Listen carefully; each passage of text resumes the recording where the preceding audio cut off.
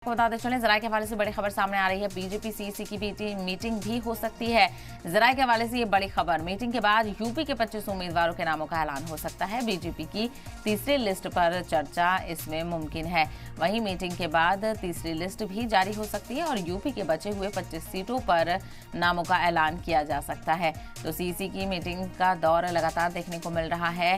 Congress CEC और BJP CEC की भी मीटिंगों का दौर लगातार जारी है और आज भी मीटिंग हो सकती है। बीजेपी की भी मीटिंग होगी। दिल्ली से जराये के हवाले से बड़ी खबर सामने आ रही है कि आज भी बीजेपी सीईसी की मीटिंग हो सकती है।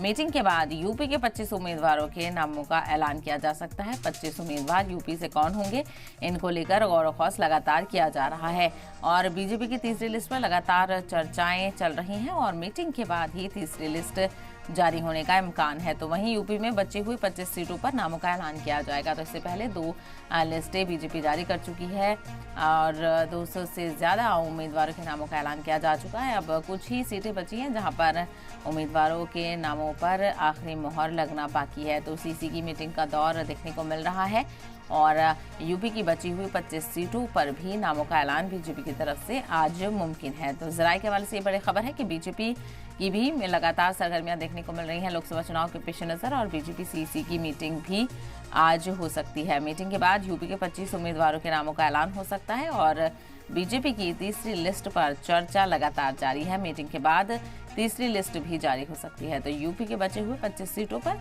नामों का ऐलान किया जा सकता है।